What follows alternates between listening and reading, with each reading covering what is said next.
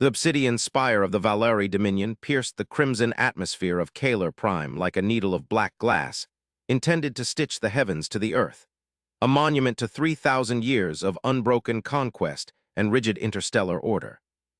Inside the high Synod central chamber, the air was thick with the scent of ozone and the pheromones of high-grade anxiety, a chemical cocktail that betrayed the biological terror of the Empire's most powerful leaders despite their stoic postures and ornate ceremonial armor. The chamber was a cavernous sphere of acoustic perfection, designed to amplify the whispers of the exarchs into booming decrees, but now it swallowed the silence of a civilization facing its own obsolescence. High Exarch Voorhees stood at the apex of the central dais, his four manipulative claws resting heavily on the obsidian railing, his compound eyes fractured into 1,000 reflections of the holographic tactical display hovering in the center of the room, a display that was currently painting a picture of impossible doom. The Dominion had known war for eons. They had subjugated the insected hives of the Beta Quadrant, they had cracked the crusts of the rebellious minor worlds in the Kyrian Belt, and they had disciplined the primitive warp-capable species that dared to encroach upon the sacred void. They understood power. They understood fleet logistics, tonnage, kinetic yield, and the brutal mathematics of conquest. What they were looking at now, manifesting on the edge of their sensor net, was not mathematics. It was a violation of natural law. The tactical display flickered, the light casting long, jittering shadows across the faces of the assembled Council of Wardens, the highest military and political authority in the galaxy, or so they had believed until the last rotation. The anomaly had begun as a gravitational tremor, a ripple in the fabric of spacetime that the Dominion's deep space listening posts had initially dismissed as the collapse of a neutron star or a freak black hole merger. Then the ripple had organized itself. It had become rhythmic, structured, a heartbeat of immense energy propagating through the subspace layers at speeds that defied the theoretical limits of the Dominion's own hyperdrives. Fleetmaster Calith, a veteran of the suppression campaigns who bore the scars of plasma burns across his chitinous faceplates, stepped forward from the shadows of the lower tier, his movements stiff, his usual predatory grace replaced by the heavy, leaden gait of a soldier who realizes his weapon is a toy. He gestured to the display, where a massive red stain was bleeding into the tranquil blue of the Dominion's border territories. He did not speak with the bluster of a conqueror today. His voice was a low grind of mandibles, a sound like stones crushing together deep underground. He explained that the signature was not a natural phenomenon, nor was it a single vessel. It was a wavefront. A displacement of space so massive that the stars behind it were being lensed, their light bent and twisted into grotesque halos around the approaching silhouette. Voorhees felt the cold seep into his marrow, a sensation he had not known since he was a hatchling emerging into the dangerous dark of the Brood Caverns. He demanded analysis, demanding to know the composition of the fleet, the number of keels, the energy output, desperate for a number, any number that he could categorize and counter. The chief science officer, a slender Valeri with trembling sensory antennae, manipulated the console, bringing up a magnified projection of the leading edge of the intruder force. The image was grainy, distorted by the sheer volume of radiation the vessels were emitting, but the shapes were undeniable. They were not the organic, flowing curves of the Dominion ships, nor the jagged, scrap metal aesthetic of the lesser species. They were geometric absolutes. Cubes, spheres, monoliths of matte gray material that absorbed radar and light alike, drifting in perfect formation, connected by arcing tethers of blue energy that seemed to stabilize the vacuum around them. The scale was the first thing that broke the minds of the Council. The smallest of the escort vessels, mere specks in the formation, registered as larger than the Dominion's capital dreadnoughts. The central vessel, a behemoth that defied structural logic, was the size of a small moon, its engines burning with the cold, white light of a captured star. The silence in the chamber stretched, agonizing and brittle, until one of the younger wardens whispered the question that was screaming in everyone's mind. Were these the gods the ancient scriptures had warned of, the architects of the void returning to judge their creation? Voorhees slammed his claw on the railing, the sharp crack echoing like a gunshot, shattering the superstitious paralysis. He declared that they were not gods. Gods did not use propulsion. Gods did not emit waste heat. These were she. P.S. They were built by mortal hands, wielded by mortal minds, and therefore they could be killed or at least negotiated with. But the fear remained, a palpable fog. The Dominion had spent centuries convinced they were the apex of evolution, the final answer to the galaxy's question of who should rule. To see something this advanced, this colossal, simply appear from the dark regions beyond the galactic rim was a psychological blow that threatened to unravel the social cohesion of the Empire before the first shot was fired. The sensor officer reported a new development. The fleet had stopped. They were holding position just outside the engagement envelope of the Kaler defense grid. They were not charging weapons. They were not raising shields. They were simply sitting there, a wall of metal and energy blocking out the starlight, waiting. This passivity was more terrifying than aggression. Aggression the Dominion understood. Aggression was fear or hunger or territoriality. Silence was judgment. Silence was the predator watching the prey, deciding if it was even worth the calories to strike. The debate that followed was a chaotic storm of conflicting strategies, fear masking itself as bravado and despair masking itself as prudence. Some wardens called for a preemptive strike, arguing that they should fire the solar focus arrays, the planetary defense cannons, and every antimatter torpedo in the armory while the enemy was stationary. They argued that even if the enemy shields held, the sheer kinetic impact might drive them back, might show them that the Valari were not to be trifled with. Others, the diplomats and the scholars who had long been marginalized by the military caste, argued for immediate surrender, or at least unconditional supplication. They pointed to the energy readings, pointing out that the idle output of that single moon-sized vessel exceeded the total energy consumption of the Dominion's entire industrial sector. To fire upon them, they argued, would be like an insect stinging a supernova. It would not provoke a war. It would provoke an extermination, a casual swatting that would erase the Valari from history. Voorhees listened, his mind racing, simulating outcomes, weighing the pride of his ancestors against the survival of his descendants. He looked at the holographic map, seeing the red stain pulsing, breathing. He realized that the Dominion had been playing in a sandbox, fighting over grains of sand, while outside the walls, giants walked. Then came the signal. It did not come through the standard communication frequencies. It did not piggyback on the subspace bands used for military encryption. It simply appeared on every screen, every data pad, every holographic projector in the system simultaneously. It bypassed firewalls and security protocols with an ease that suggested the Valari's cyberdefenses were as sophisticated as stone tablets to the intruders.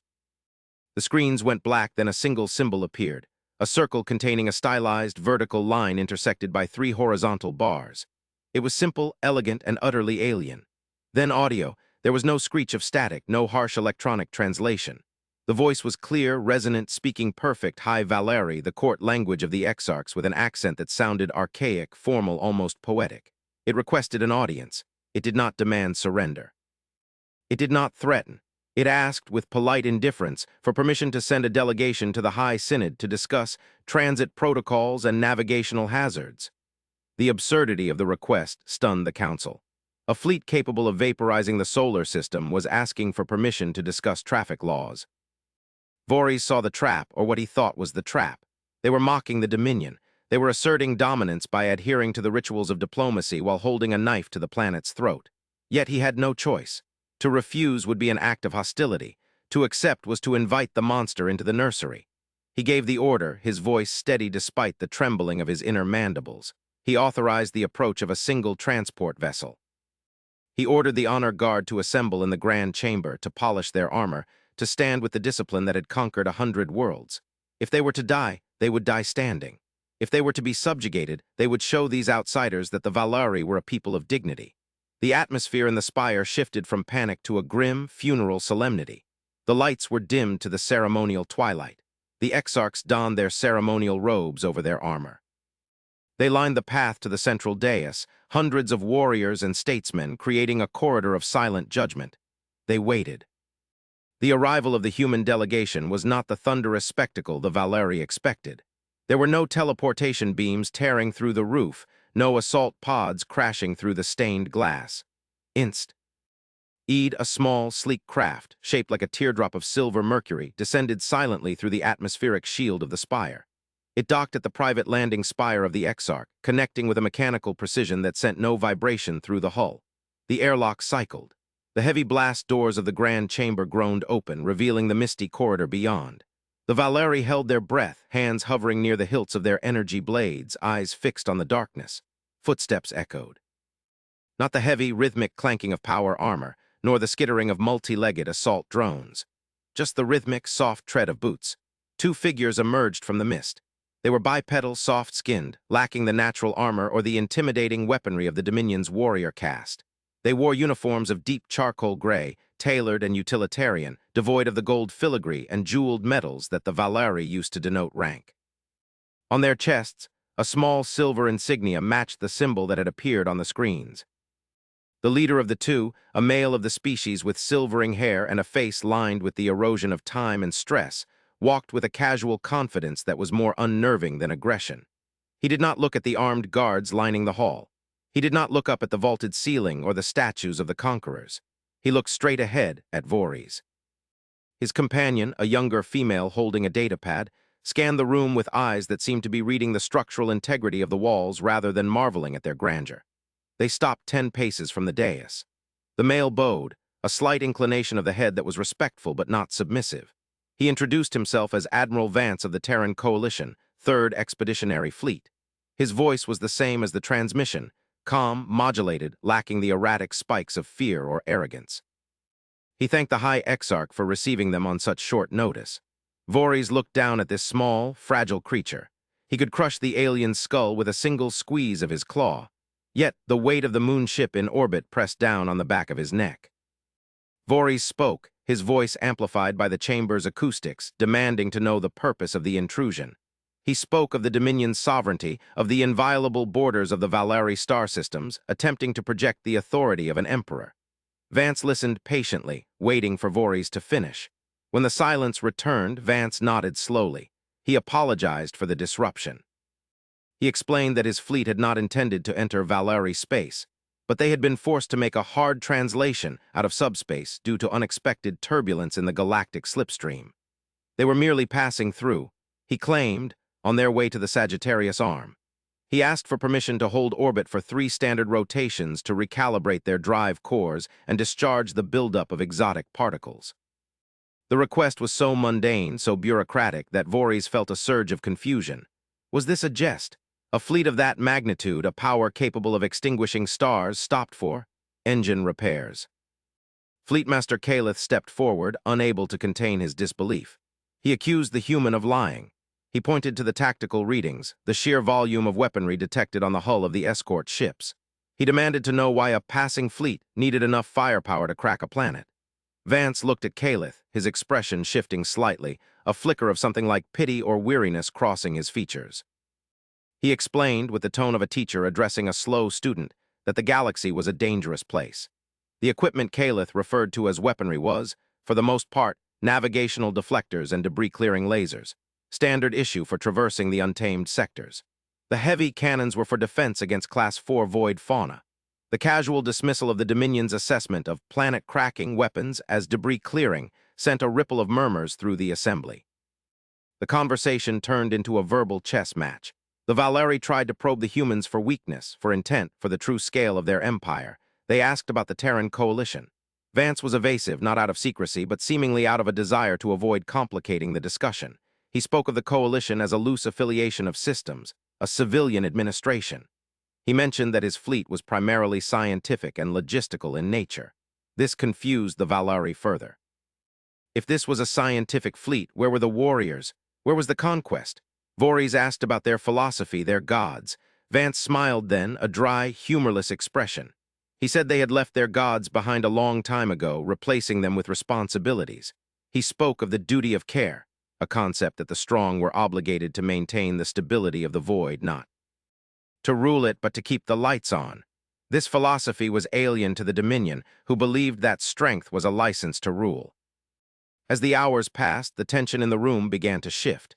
The fear did not vanish, but it transmuted into a profound curiosity and a creeping sense of inadequacy. The humans were not threats in the traditional sense. They were something worse. They were indifferent. They looked at the Valeri Dominion not as a rival to be crushed, but as a local government to be filed under indigenous population.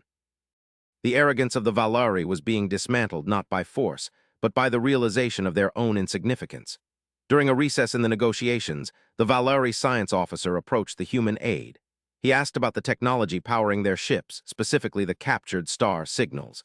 The aide, checking with Vance for permission, showed the Valeri a schematic. It wasn't a captured star.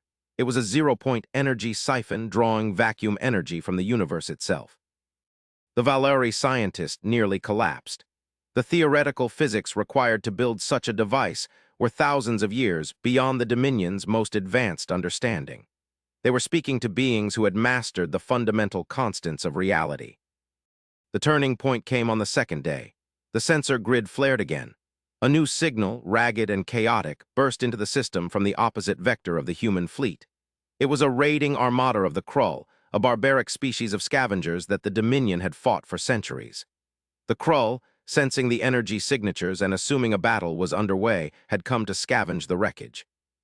A fleet of 300 Krull warbarges, bristling with kinetic cannons and nuclear missiles, charged toward the planet, ignoring the Dominion's hails. Voorhees panicked. His fleet was out of position, distracted by the humans. The orbital defenses were cold. The Krull would bombard the cities before the Dominion could mobilize. He turned to Vance, expecting the human to retreat, to save his own ships from the crossfire. Vance did not retreat. He sighed, a sound of deep existential exhaustion. He tapped his comms bead. He spoke a single word: intercede. What happened next was not a battle. It was a physics demonstration. The escort ships of the human fleet, the small cubes that the Valeri had scanned earlier, rotated. They did not fire missiles. They did not fire beams. They simply projected a field. A translucent, shimmering wall of distorted gravity expanded instantly, catching the charging Krull fleet like flies in amber. The warbarges, moving at high relativistic speeds, hit the field and stopped dead. Inertia was canceled. Momentum was erased. The ships crumpled in on themselves, not from impact, but from the sudden cessation of motion without the release of energy. Then, with a gentle push, the field reversed. The wreckage of the Krull fleet was gently pushed out of the system, accelerated away at sublight speeds, effectively banished. The entire engagement lasted 12 seconds. No shots were fired. No explosions blossomed. Just a calm, masterful manipulation of the forces of nature. The silence in the High Synod was absolute. Voorhees stared at the tactical display, which now showed the Krull fleet as a retreating cloud of dust. He looked at Vance. The human was checking the time on his wrist device. The display of power was so casual, so effortless, that it terrified Voorhees more than any act of violence ever could. If this was a scientific vessel's defensive capability, what did a warship look like? The question burned in his throat. He had to know. He had to understand the scale of the entity he was dealing with. He approached Vance, his posture slumped, stripped of all pretense of equality. "Admiral," Voorhees said, his voice trembling, "you stopped them," with a gesture, "that fleet. The Krull. They have plagued us for generations, and you swatted them aside." Vance looked up, seemingly surprised by the awe in the Exarch's voice. "They were on a collision course. We merely altered their trajectory and disabled their propulsion. Standard safety protocol for navigational hazards." "Safety protocol," Voorhees repeated, the words tasting like ash. "Admiral, I must ask, I must know. The fleet in orbit, the moon ship, the escorts that can manipulate gravity. Is this the full might of the Terran coalition? Have you brought your entire armada to our doorstep?" The question hung in the air. The Valeri held their breath. They needed the answer to be yes. They needed to believe that this was the apex of human power, that the Dominion was facing the combined strength of a peer civilization. If this was everything, then perhaps, just perhaps, the Valeri could one day catch up. Perhaps they could understand. Vance frowned, confusion knitting his brows. He looked at his aide, then back at Voorhees. He chuckled, a low, dry sound. "My entire army, High X. Arch, I think there is a misunderstanding. This is not a military fleet." Voorhees blinked. "Not military." "No," Vance said, gesturing to the holographic display of the terrifyingly powerful ships. "This is the 34th Civil Engineering Corps. We are a stellar maintenance crew. The moon ship, as you call it, is a localized terraforming and stabilizer unit. We fix stars that are showing signs of premature collapse. The escorts are just security for the equipment. We are basically a road repair crew." The room spun around Voorhees. A road repair crew, navigational hazard removal. The gravity weapons that had crushed a fleet were essentially traffic cones and bulldozers. "Then, where is your army?" Voorhees whispered. "Where is your military?" Vance's face grew serious. The casual demeanor vanished, replaced by a cold, hard look that hinted at a universe of violence the Valeri could not comprehend. "The military? You don't want to see the military, High Exarch. The military operates in the deep layers. They hold the line at the edge." The edge. The boundary of the simulation. the places where the entropy leaks in. Vance leaned in, his voice dropping to a whisper that carried across the silent hall. You asked if this was our entire army. If the Terran Navy were to enter real space, fully materialized, the displacement of their mass alone would shatter this solar system. Their weapons are not designed for ship-to-ship combat. They fight things that eat stars. They fight the silence. The revelation hit the Valeri like a physical blow. They were not just small, they were microscopic. They were ants arguing over a crumb while giants fought a forest fire around them, careful not to step on the anthill, not out of fear, but out of a vague sense of preservation for the ecosystem. The great silence that the Valeri feared, the emptiness of the void, was not empty. It was a battlefield, and the humans were the ones holding back the dark. Vance straightened his uniform. We have finished our calibration. The local spacetime is stable. We will be departing now. We suggest you upgrade your orbital traffic control systems. The Krull debris field might pose a navigational risk in a few centuries. He turned to leave. The Valeri watched him go, their worldviews shattered, their pride dissolved, replaced by a terrifying, vertiginous sense of scale. They were safe. The humans were benevolent, or at least indifferent. But the safety came with the knowledge of their own irrelevance. As the human delegation reached the airlock, Voorhees found his voice one last time. Admiral, he called out. Vance stopped and turned. You protect us from the things in the dark. Vance paused, looking at the alien leader. For a moment, the weariness showed through clearly.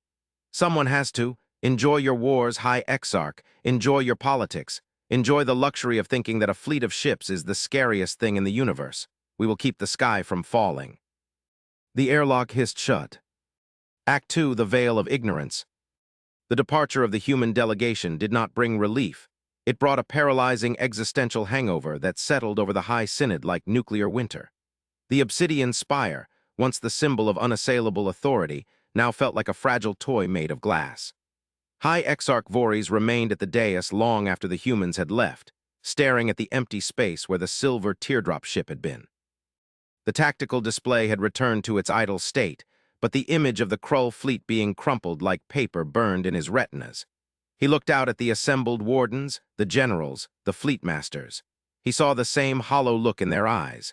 They were warriors who had just realized they were children playing with sticks in the shadow of a mountain.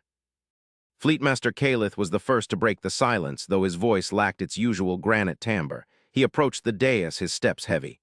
Exarch, he rasped, we must classify this. The populace cannot know. If the subject castes learn that the Dominion is, that we are insignificant, the entire hierarchy will collapse. It is already collapsing, Calith, Voorhees replied, gesturing to the trembling hands of the scribes and the pale, muted colors of the junior officers. You cannot unsee a god. You cannot unsee the mountain. They are not gods, Calith snapped, a flash of his old anger returning. They are biological, they bleed, they breathe, they are just advanced, thousands of years ahead perhaps, but they are matter and energy, and if they are matter, they can be studied. If they are energy, they can be replicated. You want to replicate a star siphon? The chief scientist interjected, his voice shrill. Fleetmaster, their maintenance tool had an output exceeding our entire civilization's history of energy production. To attempt to reverse engineer their sensor scans alone would take 10 generations, and that is assuming we don't accidentally detonate the atmosphere in the process. We must try, Calith slammed a fist into his palm. We cannot remain defenseless, you heard him. Things that eat stars. The silence. They are fighting a war we didn't even know existed. We are sitting in a nursery while the house is burning. Voorhees raised a hand, silencing them.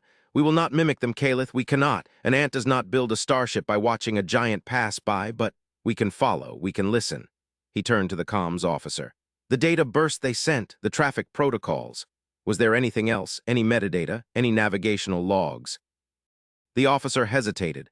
There was a residual packet, High Exarch, encrypted, but not with military ciphers. It appears to be an invitation or a warning. It contains coordinates. Coordinates to where?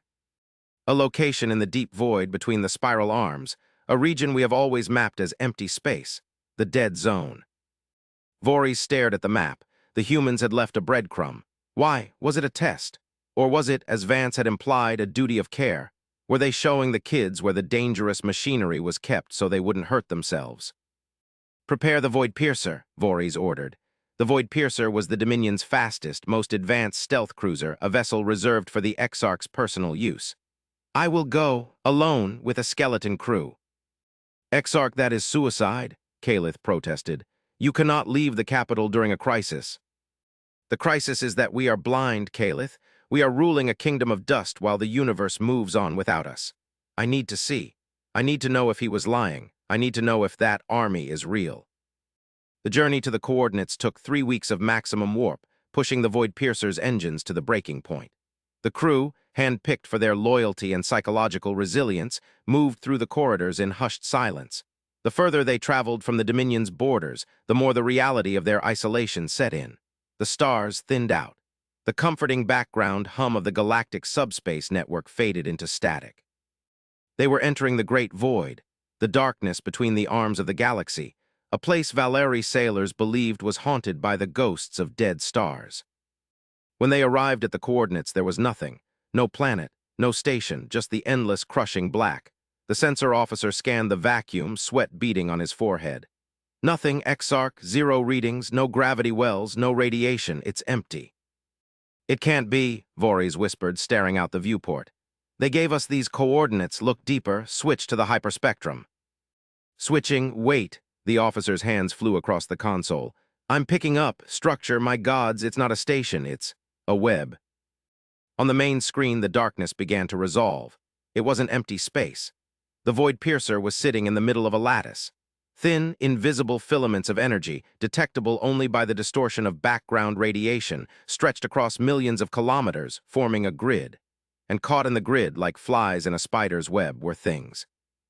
Massive, organic shapes, hulks of chitin and frozen flesh the size of cities. They looked like the carcasses of leviathans, ancient and terrible. Some were broken, shattered by forces the Valeri couldn't comprehend. Others were whole, frozen in rictus screams. They were the Void Eaters Vance had mentioned, monsters that lived in the dark, and the web was holding them back. "It's a barrier," the science officer whispered. "A containment fence. We are standing at the edge of a quarantine zone." Then the sensor chimed. A contact, not a monster, a ship. It decloaked off their starboard bow. It was human, but it was not like the sleek, geometric ships of the engineering corps. This vessel was scarred, brutal, and terrifyingly functional. It looked like a slab of mountain carved into a weapon. It had no windows, no lights, just layers of ablative armor and gun batteries that radiated a menacing heat. It dwarfed the Void Piercer. A channel opened. A face appeared on the screen. It was not Vance. It was a woman, her face marked by cybernetic implants, her eyes glowing with a faint blue light. She wore black armor that looked fused to her skin. "Unidentified vessel," she said, her voice sounding like grinding metal. "You are in a restricted containment zone. State your intent or be atomized." Voorhees stepped forward, his heart hammering against his ribs. "I am High Exarch Voorhees of the Valeri Dominion, Admiral Vance. He gave us these coordinates." The woman paused, her eyes scanned data that Voorhees couldn't see. "Vance sent you, the diplomat?" She let out a short, harsh laugh. "He's got a soft spot for the locals. Why are you here, Exarch? This isn't a tourist trap." "I came to see the truth," Voorhees said, his voice gaining strength. "He told us of the army. He told us of the war. I needed to know if we are safe." The woman leaned forward. "Safe? No one is safe, Exarch. You're just sheltered. You live in the crib. We stand at the door with the shotgun." "Show me," Voorhees pleaded. "Please. If my people are to survive, we cannot live in ignorance. We must understand the nature of the galaxy we inhabit." The woman studied him for a long moment. Then she nodded. "Protocol Omega-7 allows for indigenous awareness if the subject shows sufficient cognitive resilience." "Very well. Follow my vector. And Exarch, do not scream. It annoys the sensory techs." The human warship turned and the Void Piercer followed. They moved along the lattice, deeper into the dark. The web grew denser. The carcasses of the monsters became more frequent. Then they reached the gateway. It was a tear in reality, a jagged wound in the fabric of space, bleeding violet light. It was massive, light years across, and pouring out of it were the horrors. Swarms of shadows, writhing tentacles of darkness that sought to claw their way into the material universe. And facing them was the army. Voorhees fell to his knees. The civil engineering fleet had been impressive. This was incomprehensible. Millions of ships, not the geometric shapes of the engineers, but war forms. Massive dreadnoughts that looked like flying cathedrals, firing beams of pure coherent light that cut through the shadows. Swarms of drone fighters that moved like liquid mercury. Fortress stations the size of planets, anchoring the line, unleashing torrents of antimatter fire into the breach. The scale was fractal. The closer you looked, the more ships you saw. It was a wall of fire and steel, a blockade against the end of time. "This is the 7th Sol Armada," the woman's voice came over the comms, somber and proud.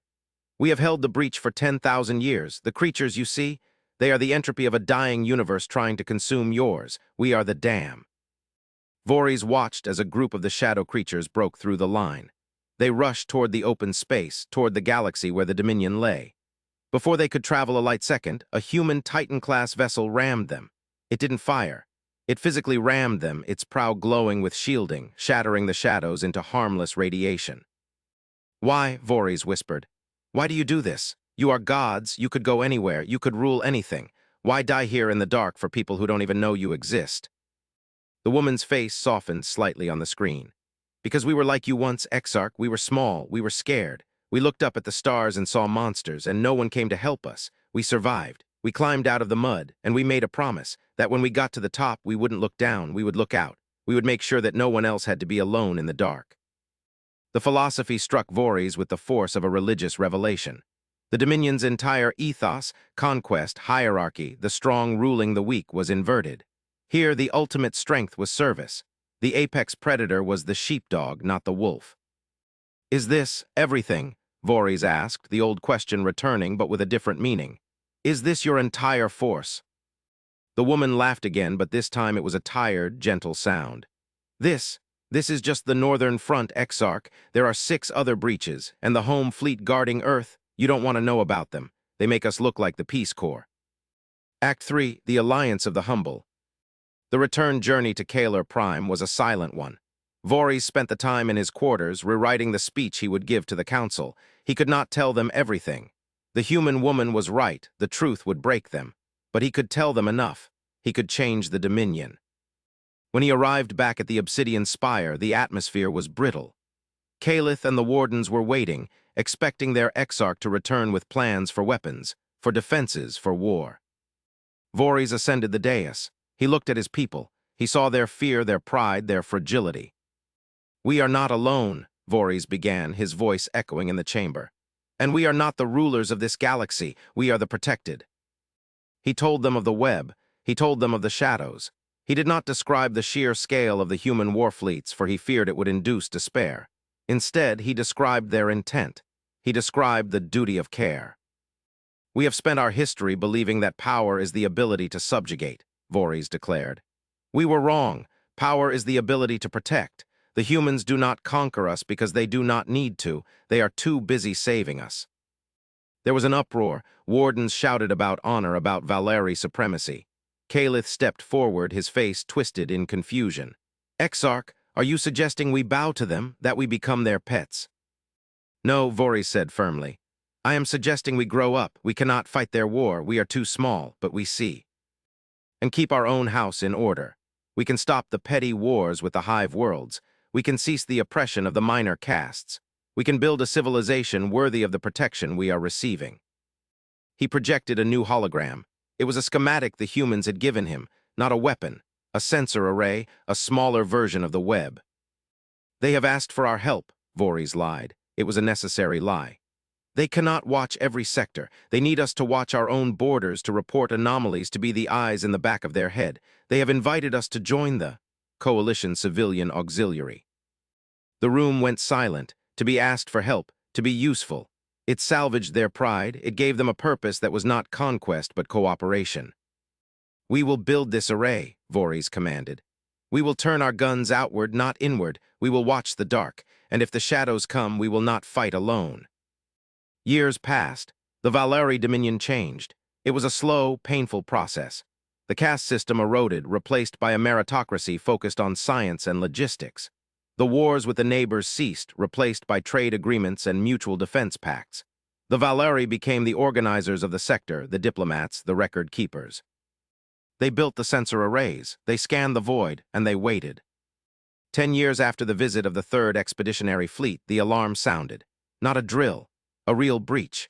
A small tear in reality, a leak from the human war, opened in the Carrion Belt. A single void-eater slipped through, a creature of shadow and hunger. The Valeri fleet did not panic. They did not flee. Fleetmaster Calith, now old and gray-scaled, commanded the defense. They didn't have the gravity weapons of the humans. They didn't have the star siphons. But they had courage, and they had the knowledge that they were not fighting for conquest, but for survival. "Hold the line," Calith roared from the bridge of his flagship. "Signal the coalition. Tell them the auxiliary is engaged. We hold until the cavalry arrives." The Valeri fleet swarmed the monster. They poured kinetic fire, nuclear missiles, and plasma beams into it. It was like fighting a hurricane with stones. Ships were torn apart. Thousands died, but they slowed it down. They drew its attention. They kept it away from the inhabited worlds. For 6 hours the Dominion held. They bled, they died, but they did not break. Then the sky tore open. It wasn't the gray cubes of the engineers this time. It wasn't the silver teardrop of the diplomats. It was the hammer. 3 Terran dreadnoughts dropped out of warp directly on top of the beast. They were ugly, scarred, magnificent brutality. Their main batteries fired, lances of pure white light that vaporized the shadow creature in an instant. The shockwave rattled the Valeri ships, but the humans had calculated the firing solution perfectly. Not a single Valeri ship was hit by friendly fire. The dreadnoughts held position. A channel opened. It was Admiral Vance. He looked older, more tired, but he was smiling. "Valeri fleet," Vance's voice crackled over the comms. "This is Coalition Command. Good effect on target. You bought us time to seal the breach. Solid work." Calith, bleeding from a head wound, leaned over his console. "We did our duty, Admiral. The line is held." "Acknowledged," Vance said. "We are detecting heavy casualties on your side. We have medical transports inbound, and—" Calith. "Yes, Admiral. You aren't the auxiliary anymore. You boys can fight. We're upgrading your status. Welcome to the Junior Partner Alliance. We'll send the specs for the new shield generators next week. You're going to need them where we're going." "Where are we going?" Calith asked. "The breach is widening in the Andromeda sector," Vance said, his eyes hard. "We need more eyes. We need more ships. We need allies who don't run. Are you in?" Calith looked at his crew. They were battered, exhausted, mourning their dead. But their heads were high. They weren't pets. They weren't subjects. They were partners. "The Valeri Dominion stands ready," Calith said. "Show us the way." The human ships turned, their engines flaring like newborn stars. The Valeri ships, smaller, weaker, but no longer afraid, fell into formation alongside them. The universe was dark and full of terrors. But as the combined fleet moved into the void, Voorhees, watching from the spire, realized something profound. The darkness wasn't absolute. It was punctuated by lights. And now the Valeri were one of them. The misunderstanding had been resolved. The humans were not the army. They were the guardians. And now the Valeri were the squires learning to hold the sword. The title of the story that would be written in the Valeri history books would not be about fear. It would be about the day the giants came, and instead of crushing the ants, taught them how to lift the sky.